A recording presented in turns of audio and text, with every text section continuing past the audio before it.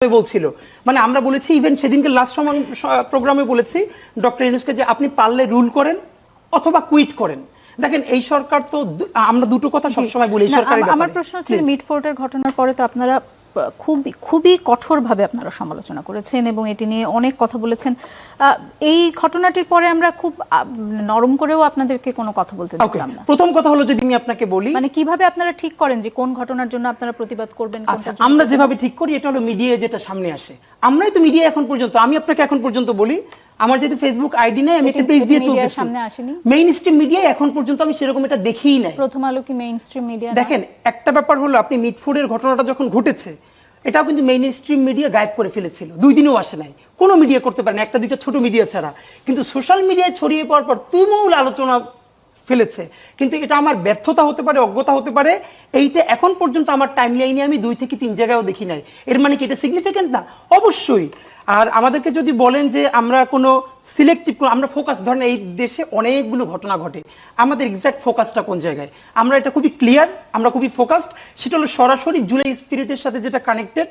দেখেন ধরেন আমরা তো খুবই ছোট একটা গ্রুপ, আমরা কি চাইলেও দুনিয়ার সব ব্যাপারে কথা বলতে পারবো?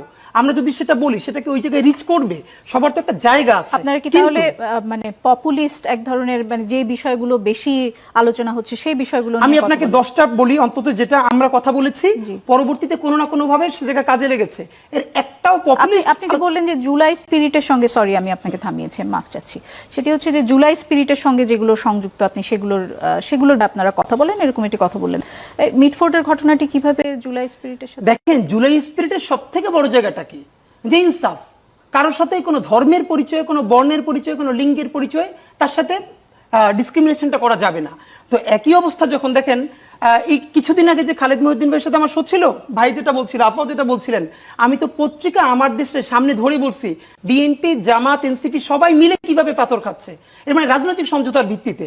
এখন মুশকিলটা হলো আমাদেরকে যদি আপনারা এভাবে ধরতে চান যে আমরা কোনটা বলি কোনটা বলি না, আপনারা আমি বরং রিকোয়েস্ট করে রাখি, আপনি চাইলে আমি আপনার লিঙ্ক করে দিতে পারবো। গত 1 বছরে আমরা যেই পরিমাণ বিভিন্ন ইস্যুতে কথা বলবার চেষ্টা করেছি, মূলধারা মিডিয়া কদ্দূর এসেছে আমরা জানি না, আমি বলতে পারি যে বাংলাদেশের দ্বিতীয় কোনো গ্রুপ এতগুলো জনসম্পর্কিত বিষয়ে কথা বলতে পারে নাই। আর আনন্দের ব্যাপার হলো আমরা টু দি পয়েন্টে বলতে পেরেছি বলে এর ম্যাক্সিমাম জিনিস জায়গা মতো রিচ করেছে। আমরা বিএনপির ক্ষেত্রে বলেছি, বিএনপি হাইকমান্ড আমলে নিয়েছে, সরকারের ব্যাপারে তো অনেকগুলো আছে যেগুলোকে আমরা বারবার বলতে বলতে বলতে বলতে একটা পর্যায়ে একটু একটু করে তারা অ্যাড্রেস করেছে। তো আমার যেটা আমি আপনাকে বলা, সেটা আপার একটা কথা আমি একটু কাইন্ডলি বলতে চাই যে এই সরকারের যে ব্যর্থতা, মুশকিল হলো কি, মানে এখন কথা বললে আমার তো এনসিপির মুখপাত্র হয়ে বলতে হবে বা সরকারের, আমি যেহেতু এনসিপিতেও নাই সরকারেও নাই, তো আমি শুধু এটুকুন বলতে চাই এই সরকারের যত ব্যর্থতা, এর একটা বড় ব্যর্থতা অবশ্যই বাংলাদেশের সকল রাজনৈতিক দলের নিতে হবে। কারণ রাজনৈতিক দলগুলোর একটা আনন্দটা হয়েছে কি এখন, যে এই সরকারের একমাত্র ওই যে অল্প কয়েকজন উপদেষ্টা ছাড়া এই সরকারকে আপনারা মনে করেন তৃণমূল পর্যন্ত ফাংশনাল? আপনি নিজে তো বলছেন যে ওসি 2 লাখ টাকা কাউকে দিয়ে, কোথাও বিএনপিকে, কোথাও জামাতকে, অথবা কোথাও নতুন করে এনসিপিকে দিয়ে তারা এভাবে মিলেমিশে খাচ্ছে। তা আমার যেটা ব্যাপার সেটা, এই সরকারের ম্যান্ডেট কিন্তু পলিটিক্যাল পার্টিগুলোই দিয়েছে, বাংলাদেশের জনগণ তো দিয়েছে।